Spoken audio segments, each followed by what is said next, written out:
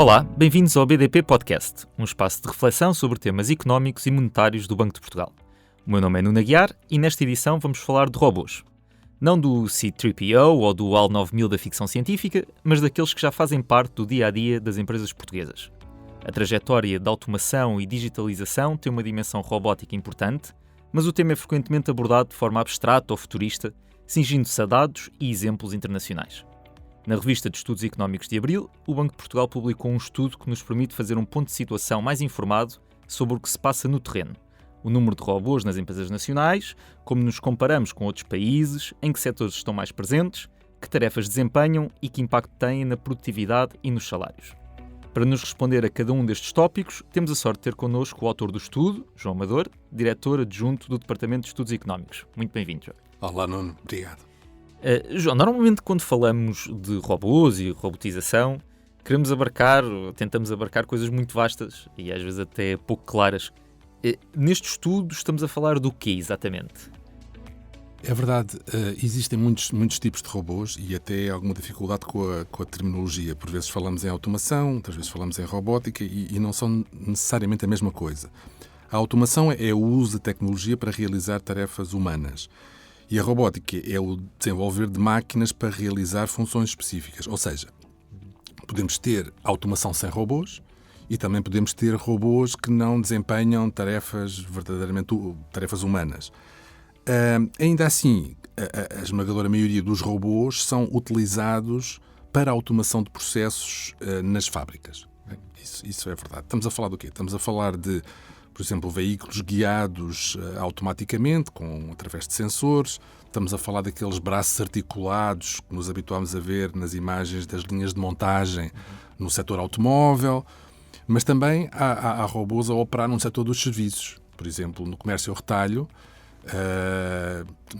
nas farmácias, certamente já nos deparámos com aqueles robôs que numa farmácia, mediante a receita, se deslocam ao armazém para ir recolher aquele medicamento e o depositam na caixa registradora. Também robôs que desempenham funções de limpeza nas fábricas, nas lojas. É este tipo de máquina que estamos aqui a estudar no trabalho. Portanto, que ajudam diretamente à atividade das empresas. Excluímos aqueles robôs do uso doméstico e outros robôs que são utilizados nas áreas de serviço público. Por exemplo, aqueles que fazem a limpeza de minha casa não contam de para todo. Aqui. E porquê é que os economistas são tão obcecados com a análise deste tipo de fenómeno, da robotização das empresas? Ou seja, o que é que isto nos diz sobre a economia, ou sobre um setor, ou sobre uma empresa? Diz muito. Os robôs, enfim, não são uma tecnologia verdadeiramente nova. Os primeiros robôs surgem nos anos 50. O que nós observamos foi que, em número, eles têm crescido muito rapidamente e a sua sofisticação também. Portanto, é uma tecnologia que está ainda em grande desenvolvimento. A Federação Internacional da Robótica, que acompanha estas coisas ao nível global, publicou muito recentemente um estudo onde diz que atualmente temos 3,9 milhões de robôs no mundo. Ou seja, a escala justifica este nosso interesse.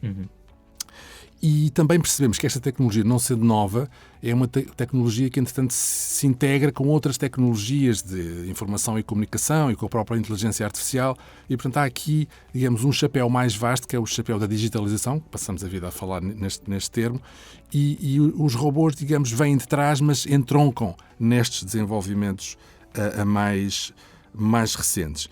É claro que aqueles que despertam a curiosidade das pessoas, como o Nuno dizia na introdução, são os humanoides, aqueles robôs Exato. que têm um formato, digamos, humano e que, aliás, são desenhados assim precisamente para interagir em ambiente humano. As funções que desempenham têm esse enquadramento.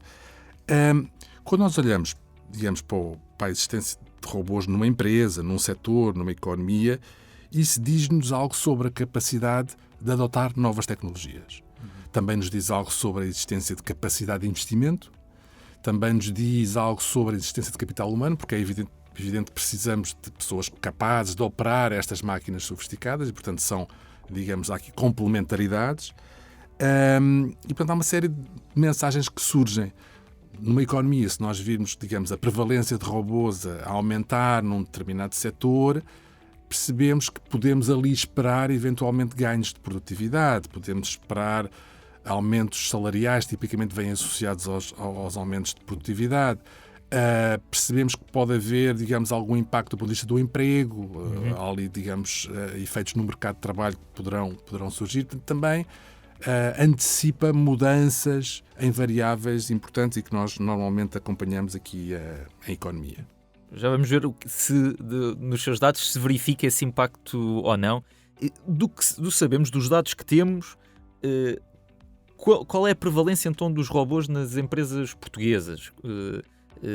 Quantos robôs temos e como é que tem evoluído esse número ao longo dos últimos anos? Conseguimos responder a isso? Sim, isso temos essa informação. Utilizando a informação da Federação Internacional da Robótica, que eu referi há pouco, o número de robôs por cada 1000 trabalhadores aumentou de praticamente 0 em 1995 para 1,3 em 2021, em Portugal. Para termos um termo de comparação, no mesmo ano, nos Estados Unidos, o valor era 2,1, na média da União Europeia 2,8 e na China 1,7. E há pouco estava a falar um bocado dos diferentes exemplos até do que temos na nossa cabeça sobre o que é um robô. Eles não estão só nas fábricas, apesar de ser aí o sítio onde podemos encontrar provavelmente uma maior prevalência de robôs. Como é que eles estão distribuídos por setores? Basicamente, nós relativamente aos setores e a forma como os robôs se distribuem, digamos, na economia, há uma imagem que é clara, é que eles estão, em larga medida, instalados no setor da indústria transformadora. Portanto, em Portugal, cerca de 90% dos robôs estão aí. Nos outros países, os valores estão na casa dos 80%, é parecido. Quando vamos um pouco mais abaixo, percebemos que é no setor automóvel, é o setor onde eles mais são utilizados. Em Portugal, a cota do setor automóvel é perto de 50%. Ou seja, dos robôs... Dos robôs em Portugal, em operação, nas empresas, metade está alocada ao setor automóvel. Isto dados de 2021. O mesmo é verdade, por exemplo, na Alemanha, que é um país onde o número de robôs por 1000 habitantes, por 1000 trabalhadores, é muito alto, é 5,5, comparando com o tal 1,3 em Portugal, mas também é o setor automóvel que tende a ser dominante. Também nos Estados Unidos, também, digamos, na média da União Europeia. Na China já é um pouco diferente. Curiosamente, na China, o setor dominante é o setor elétrico e eletrónico. Portanto, é aí que eles estão mais instalados. Em Portugal, a seguir ao setor automóvel, veio o setor da borracha, dos plásticos e de produtos metálicos, mas não no setor automóvel. Portanto, eles estão distribuídos, mas claramente na transformadora. Depois, nos serviços, haverá, mas é menos importante. Menos significativo. E, pronto, falou de outros países. Como é que nos comparamos, se quisermos, num ranking europeu ou mundial? Estamos a meio da tabela? Estamos no fundo da tabela? Como é que Portugal se compara? Certo. Se olharmos para um indicador tipo a percentagem de empresas com robôs, e se olharmos, digamos, para a União Europeia, Portugal está situado na aba inferior da distribuição. Ou seja, a nossa posição é a 18ª. Em 27. Houve um progresso, mas ainda assim, em termos relativos, estamos um pouco atrás.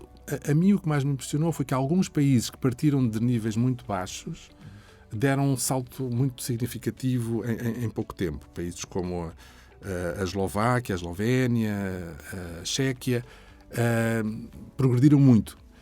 Portugal evoluiu, mas havia margem para termos andado talvez um pouco mais depressa. Interessante que isso se aplica a outras variáveis económicas que poderíamos abordar. E distinguimos-nos no tipo de tarefas que estes robôs desempenham, porque além dos setores, conseguimos também saber o que é que eles fazem em específico, não é? Embora não seja fácil ter essa categorização, digamos, não há assim um detalhe, mas um detalhe significativo, mas os números parecem indicar que não há uma grande diferença. Ou seja, quando pensamos, vemos que a montagem, a soldagem, tipicamente são as tarefas mais comuns E na Europa a mesma coisa. Portanto, não há aí uma diferença assinalável. Ok.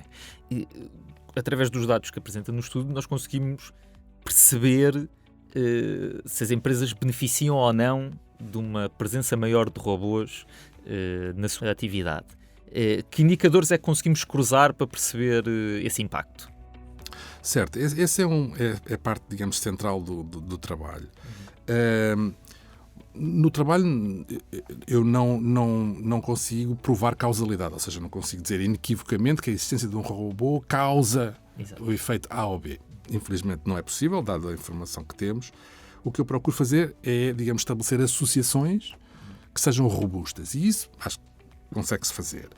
E o que é que emerge em termos de resultados? Percebemos que as empresas onde existem robôs, portanto, que reportam a existência de robôs ao seu serviço, são também as empresas onde a produtividade é mais alta, são as empresas com maior intensidade exportadora, ou seja, as empresas onde as exportações representam mais no total das vendas, e são também as empresas com maiores níveis de rentabilidade. Pelo contrário, as empresas onde existem, de facto, robôs ao serviço, são empresas onde, tipicamente, o peso dos salários no valor acrescentado é menor. Mas isso não é exatamente sobre o nível salarial de cada um dos trabalhadores, não é? É o peso da massa salarial. É, exatamente. Portanto, é a forma como a riqueza que a empresa cria, como é que ela se distribui entre, digamos, trabalho versus o resto. E aqui, como são empresas, digamos, com maior nível de capital, é relativamente natural que o peso do trabalho no total do rendimento gerado seja menor. Não tinha que ser assim, mas não é algo estranho. No entanto, o impacto nos salários tende a ser estatisticamente não diferente de zero. Ou seja, empresas com robôs não pagam nem salários tendencialmente mais altos ou mais baixos do que as outras. Isto é o que se consegue obter dos dados. Depois, indo um bocadinho mais fundo, também parece ser o caso que as empresas com menor produtividade são aquelas que têm mais a ganhar com a adoção dos robôs. É como se houvesse uma fruta fácil de apanhar, exatamente, não é? Exatamente, é isso mesmo. Também achei curioso, no final do estudo, recomenda alguma cautela na área das políticas públicas nesta área. O que é que o levou a introduzir essa recomendação? Enfim, é sempre de bom senso dizer que temos que ter cautela na forma como utilizamos os recursos públicos.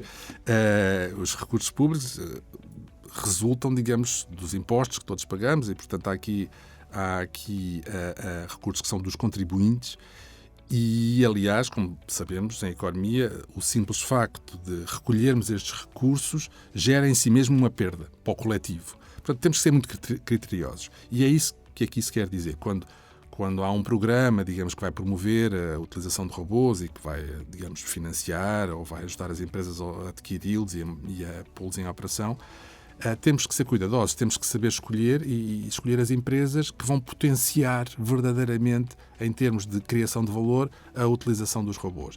Também temos que ter sistemas que sejam transparentes na atribuição destes apoios, temos que garantir que a concorrência prevalece também nos mercados. Portanto, eu não estou a dizer que as coisas hoje em dia não funcionam desta forma. Estou apenas a dizer que, se não funcionam, deviam funcionar. E depois também o que estou a dizer é de que há digamos, um princípio muito saudável, que é o de, a posteriori, avaliar, digamos, o desempenho destes programas. E, tipicamente, isso não é feito. Ou seja, percebermos que as políticas públicas devem ser avaliadas por forma a não repetir aquelas práticas que se provaram não funcionar e expandir, digamos, a utilização dos métodos ou dos procedimentos que, entretanto, parecem ser bem-sucedidos. É isso que eu quero dizer. Uma última pergunta, porque não podíamos terminar um podcast sobre robôs sem esta pergunta, porque faz parte da cobertura sempre sobre estes temas da robotização. Os trabalhadores devem temer estas transformações tecnológicas? Essa é uma ótima pergunta. Eu, com grande pena minha, não foi possível estudar a questão neste estudo. Porque, olhando para os dados micro, que me permitiriam dar uma resposta, eu só tenho 2 anos. E, portanto, com 2 anos é difícil dizer que a empresa que adotou um robô já está a ter aqui um impacto do ponto de vista do emprego. precisava, digamos, de uma informação por um período maior. Portanto, não foi possível responder com este estudo, mas podemos olhar para a literatura internacional, que nos dá alguma informação. Há um paper muito famoso do David Autor, de 2015, que ele publicou no Journal of Economic Perspectives, e basicamente o que ele diz que os últimos 2 séculos de automação e progresso tecnológico não tornaram o trabalho humano obsoleto. Não temos essa evidência. Ele argumenta que a automação complementa o trabalho e que, digamos, há aqui um efeito final que é um aumento da produção, que aliás leva a um aumento da procura de trabalho como um todo. Portanto, é uma visão positiva, não de destruição do emprego, mas de criação de emprego. Depois, em 2018, há dois economistas muito famosos, o Daron Acemoglu e o Pascoal Restrepo, também tiveram aqui algum trabalho, um bocadinho mais conceptual, e o que eles dizem é que há 2 efeitos. Há um efeito de deslocamento, que resulta de substituir trabalhadores em diversas tarefas por máquinas, e este efeito, evidentemente, reduz a procura de mão de obra e os salários. Mas é contrabalançado por um efeito de produtividade, que aumenta a procura de mão de obra em tarefas não automatizadas. Portanto, há aqui um efeito de compensação. Este efeito de produtividade vem ainda depois promover a acumulação de capital, ainda mais automação, que, em última análise, aumenta a procura de trabalho como um todo. Ou seja, é mais uma vez a ideia de que vamos ter algum efeito negativo, mas também há fontes de criação de emprego. É claro que estes estudos destacam possíveis constrangimentos, ou seja, nada disto é absolutamente linear. Podem haver imperfeições, e existem imperfeições aqui no funcionamento dos mercados, que retardam o ajustamento da economia e do mercado de trabalho. E, por exemplo, temos que perceber que há um desfazamento entre as exigências de competências destas novas tecnologias versus as competências existentes. Portanto, há uma fase de transição, não é? Pode haver uma fase de transição. Há uma fase de transição e certamente temos que aceitar que há quem fique prejudicado.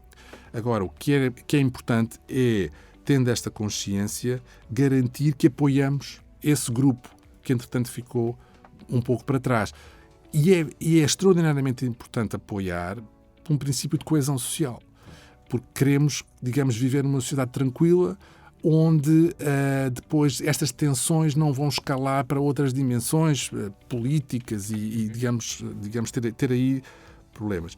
É claro que também outra dinâmica é, além do apoiar, ter um sistema de ensino que promova, digamos, uma certa flexibilidade nos trabalhadores. Ou seja, um indivíduo é formado na perspectiva de que, ao longo da sua vida profissional, vão existir alterações tecnológicas que vão fazer com que ele tenha que fazer coisas diferentes e vai ter que ter essa capacidade para se adaptar. Se o sistema estiver montado dessa forma, tudo se torna mais simples.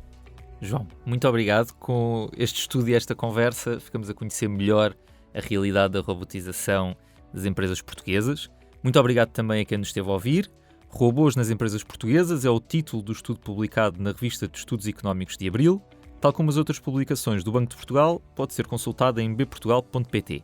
Siga-nos também no X, LinkedIn e Instagram. Até breve!